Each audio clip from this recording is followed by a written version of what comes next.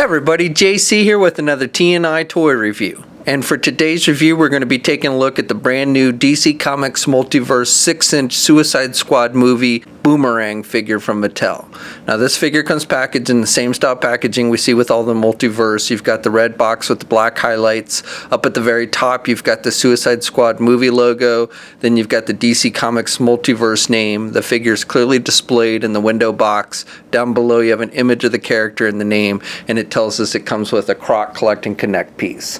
On the side, again, you have an image of the character, and then on the back of the packaging, we have a look at all the regular figures in the Suicide Squad wave, along with the Croc Collect and Connect figure. All right, let's get this open and take a look at what's inside. Okay, so here's a look at the figure outside the packaging along with the other contents. Now, before we look at the figure, let's first take a look at the accessories that come with it. So first of all, we get the left unsleeved arm for the Croc Collect and Connect figure. Now once I have all the pieces, which I just have one more figure to review, the Joker figure, the third Joker figure with the coat, and once we've reviewed that, then I'll have all the pieces for Croc and we'll put it together and do a review of that figure in its own video. So be sure to check back for that. Now, besides the Croc piece, he also comes with 3 Boomerangs, and they're all exactly the same. They're just done with this kind of grayish marbleized plastic, and they don't have a lot of detail, really no paint detail on them at all. And again, all 3 of them are the same. The figure can hold the Boomerangs in both hands. Now they do fit a little bit loose, so you can't get them super tight in there, but I guess if you kind of move it around there, he would drop them. And then he also has this little holster on the inside of his coat here. It's actually a separate piece, and I don't know if it's made to hold more than one Boomerang, but you can actually slide all 3 of them in there. So again, I don't know if that was the intent. It's kind of like a little gun holster, but you can again get all 3 of them in there. And they're hidden pretty much by the coat. It would have been nice if we'd gotten a pink unicorn stuffed animal as an accessory as well, since it was kind of a big thing for him in the movie. For the figure itself, I think the face sculpt is okay. It's not 100% to the actor, but I don't have any major complaints. I do think it's a bit clean looking. In the movie, I recall his face being kind of more beat up and dirty, so I think it's a little too clean looking. My figure does have a paint splotch over his eye. I'm sure it's just with my figure, but wanted to point that out. He's wearing this hat, or whatever you want to call it, and it's covering up most of his hair, which throws off the look a little bit as well, because his hair kind of sticks out more when you see him mostly in the movie.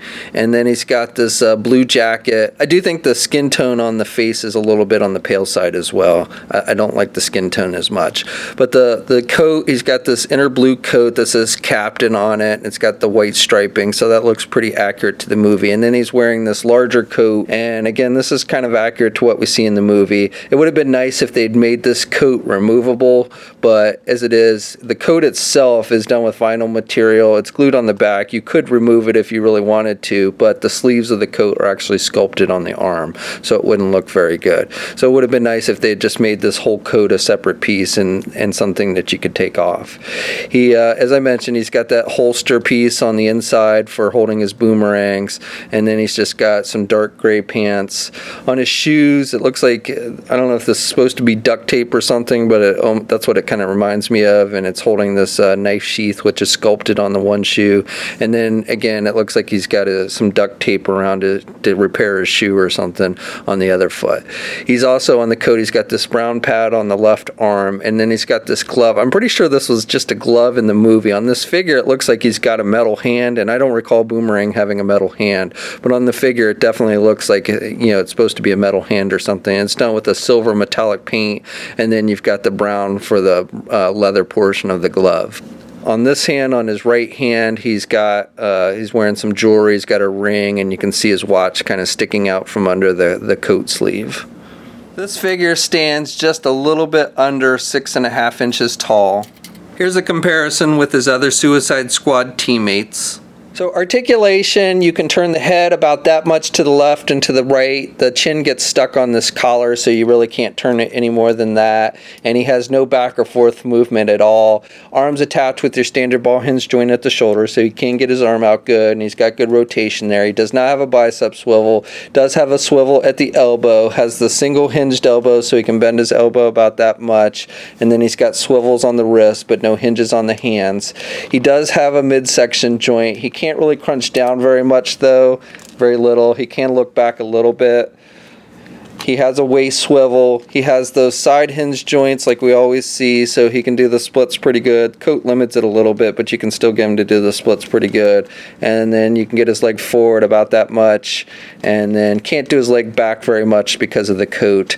Does not have a thigh swivel, has a single hinge knee, so can bend his knee about that much, and then has the hinges on the feet, so he's got up and down movement, but no rotation and no ankle pivot, and no peg holes on the bottom of the feet for this one. Okay, so that's my review. Overall, I would say I don't have any major complaints with this figure. Definitely things like articulation, like with all the figures in this line, could be better. I would have liked to have seen the outer coat removable. It would have been nice if they'd made that actually removable. But otherwise, like I said, I don't have any major complaints. And if you've been collecting this line, then I think this is one you'll still want to add to your collection. Now, this figure has started to be released. You can get it at places like Amazon.com. I don't know if any physical stores have actually gotten them in yet, but if not, they should be out there very soon. And again, last time I checked, Amazon.com does have it in stock. We'll have a full gallery of images up at toynewseye.com. There'll be a link in the video description below. As always, leave a comment. Let us know what you think. If you're so inclined, please like the video. Also, if you haven't already, please follow me on my Facebook and or Twitter pages. I'll have links to those in the video description as well. And until next time, I'll catch you later.